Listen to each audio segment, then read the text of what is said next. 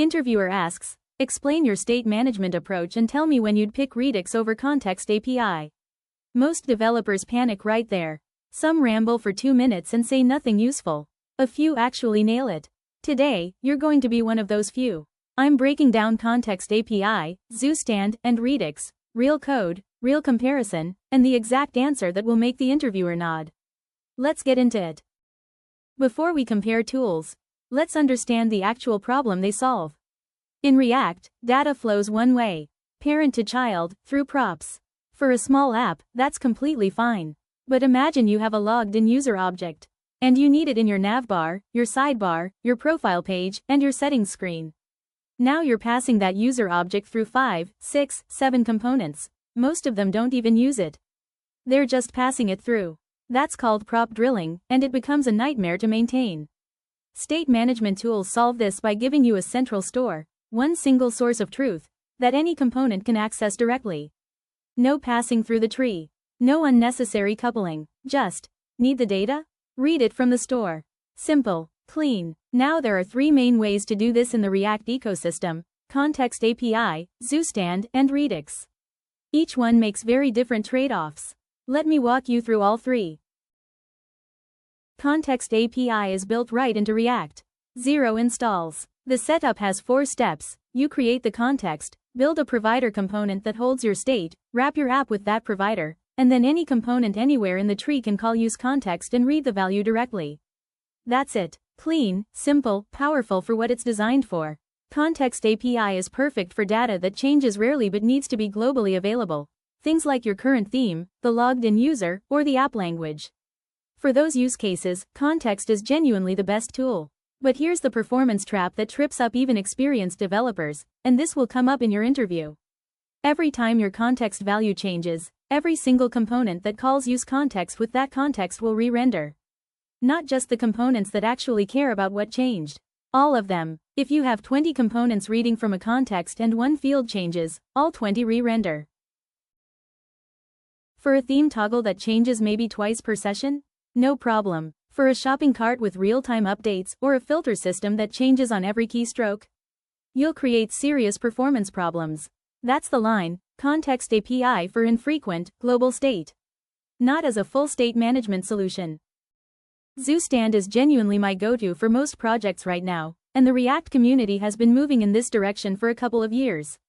It's small, it's fast, and the API is so clean it almost feels too easy. Look at this. One function call to create. You define your state and your actions in the same place, no separate files, no action creators, no type constants. Just a plain object with your data and your functions. And in your component, you call useCartStore with a selector. You tell Zustand exactly what piece of state you care about. Only return me the count. Only return me the items array. That selector is the key difference from context. With Zustand, a component only re-renders when the specific piece of state it selected actually changes. If cart count updates, only cart icon re-renders. Nothing else in your app moves. That's surgical precision, and it's the reason Zustand performs so well in real production apps. On top of that, no provider wrapper needed. You don't have to touch app.js or main.jsx to set it up. Built-in DevTools support handles async actions without any extra setup. And the whole library is about 2 kilobytes. For 90% of real-world React projects, Zustand is the right answer. This is what I reach for first. Redux has been the industry standard for years, and it's not going anywhere, especially in large production codebases. The modern version, Redux Toolkit, eliminates most of the boilerplate that gave Redux a bad reputation. This is what you should be using, not old-school Redux. The core concept is this: you have a single store. State is updated through reducers, pure functions that take the current state and an action and return a new state. Redux Toolkit gives you create slice, which bundles your state, reducers, and action creators into one clean object. Under the hood it uses amur, which means you can write mutation syntax like push and equals, and it handles the immutability for you. In your component, useSelector works exactly like Zustand's selector, only re-renders when your selected value changes. UseDispatch gives you the dispatch function to trigger actions.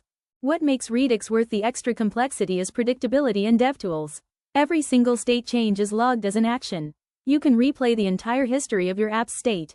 Time travel debugging. That is incredibly valuable when you have a team of 15 developers and a bug that only happens in production after 12 specific user interactions.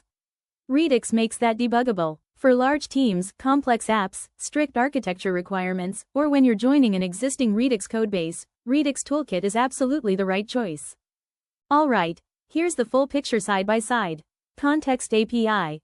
Zero bundle cost, built-in, minimal setup. Best for low-frequency global state. Re-render issue is real, use it consciously. Zustand. 2 kilobytes, almost zero setup, selective re-renders, async built-in, DevTools included. The sweet spot for most production apps.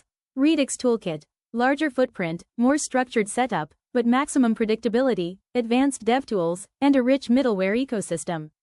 Built for teams and complex apps. Here's the rule I give every developer I work with: context for simple global state. Zustand for most real projects. Redux for large teams or genuinely complex state logic. Complexity should earn its tools. Don't reach for Redux on a portfolio project. Don't fight context's performance issues when Zustand exists. Match the tool to the actual problem in front of you. Alright, interview time. Here's exactly how you answer this.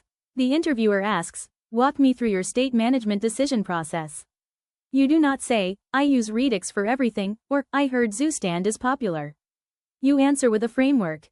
You say, I always start by evaluating how frequently the state changes and how many developers are working with it. For infrequent global data like auth or theme, context API. For most real-world production apps where I need performance and clean async, Zustand. For large teams with strict architecture requirements or genuinely complex state flows, Redux Toolkit.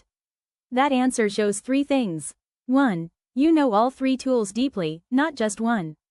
2. You think about the right solution for the context, not just what's trendy.